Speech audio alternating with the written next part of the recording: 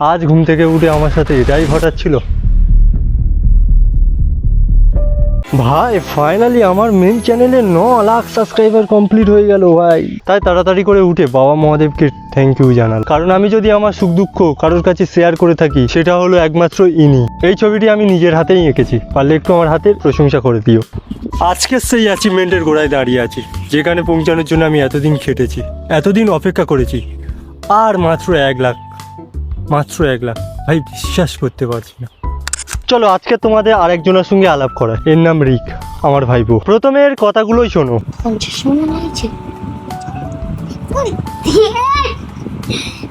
ফোনে এইটুকু সময় 50 মিনিট হয়ে গেছে। হ্যাঁ 50 মিলিয়ন হয়ে গেছে। তুমি বললে 9 মিলিয়ন। হ্যাঁ 9 মিলিয়ন। তুমি তাহলে 50 মিলিয়ন বললে কেন? আমি ভিডিও বানাই একে ছাড়া আর কেউ জানে না, বাবা মা পাড়ার লোক কেউ না। আর ওর রিয়াকশনটা তো দেখলি। এই সবের মাঝে আমি চলে গেলাম আমাদের পাড়ার বড় মন্দিরে, কিন্তু কাজ হচ্ছে দেখে বাইরে থেকে প্রণাম করে আমি বাড়িতেই চলে এলাম। এসে দেখি আরেক কাণ্ড।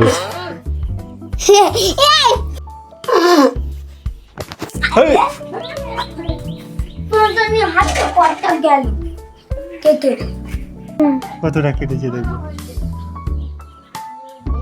রিককে স্কুলে আগিয়ে দিতে যাচ্ছিলাম, ঠিক তখনই ওর শক্তিটা দেখে তো পুরো শক হয়ে গেছি। গল্পে গল্পে তাকে স্কুলের গাড়িতে তুলে দিয়ে চলে আসলাম। আবার চলে গেলাম মন্দিরের দিকে। এবার গিয়ে দেখি কেউ নেই। তা মন্দিরের লাইটগুলো জ্বালিয়ে ওখানে প্রার্থনা করলাম যে ঠাকুর, আজকের আমার ভিডিও দেখে যে যা প্রার্থনা করবে তোমার কাছে তার মনস্কামনা যেন পূর্ণ হয়। এখানে এলে মনটা এতটাই শান্ত হয়ে যায় যে 2-3 ঘন্টা কিভাবে পার হয়ে গেল বুঝতেই পারলাম না। তারপর ভাবলাম এই আনন্দে কাউকে না হোক নিজেকে একটা ট্রিট দেওয়াই যেতে পারে তো।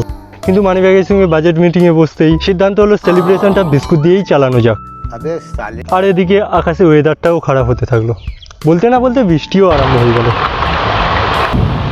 আজকে মনে হয় এই ভিডিওটা আর আপলোড করা হবে না, কারণ আমি ভয়েস ওভার বাইরে করি। আর এখন 5:30 বাজতে চলেছে, এখনও বৃষ্টি থামার নামই নেই। আর কারেন্টের কথাটা ছেড়েই দাও,